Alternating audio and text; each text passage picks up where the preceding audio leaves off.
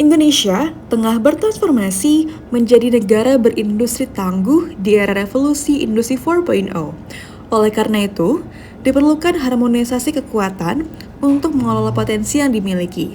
Kementerian Perindustrian mengemban misi untuk memperkuat industri sebagai penggerak perekonomian nasional menuju Indonesia maju. Salah satu kebijakan Kementerian Perindustrian adalah dengan program substitusi impor sebesar 35% pada tahun 2022, dengan tujuan untuk memperbaiki neraca perdagangan nasional, terutama bagi bahan baku dan bahan penolong yang menjadi tulang punggung industri pengolahan nasional.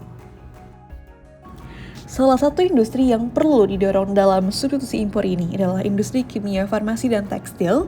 Hal ini mengingat nilai impor yang cukup tinggi untuk industri tersebut.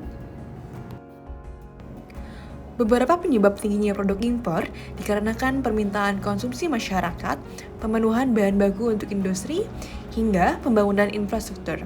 Namun, kenaikan impor yang melebihi kenaikan ekspor akan membuat kelesuan perekonomian dalam negeri dan menjadi faktor penyebab terjadinya defisit neraca perdagangan.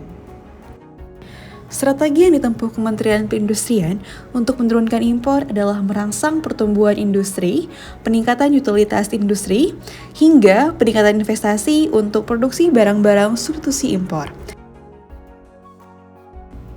Salah satu strategi substitusi impor adalah pelaksanaan program peningkatan penggunaan produk dalam negeri atau disingkat dengan P3DN.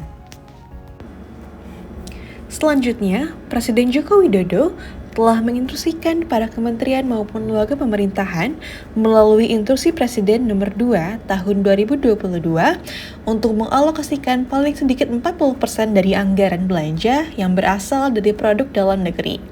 Dengan instruksi ini, maka akan memicu pertumbuhan ekonomi hingga 1,71%. Suatu pengadaan wajib menggunakan produk dengan TKDN minimal 25% ketika sudah terdapat produk dengan akumulasi TKDN dan bobot manfaat perusahaan minimal 40%.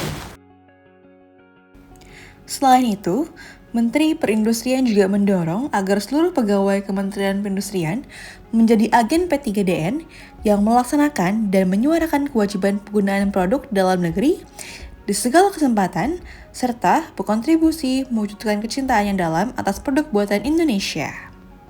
Oleh karena itu, program P3DN dilaksanakan sebagai wujud keberpihakan pemerintah kepada industri nasional, serta untuk memaksimalkan pertumbuhan sektor industri sekaligus memacu perekonomian nasional.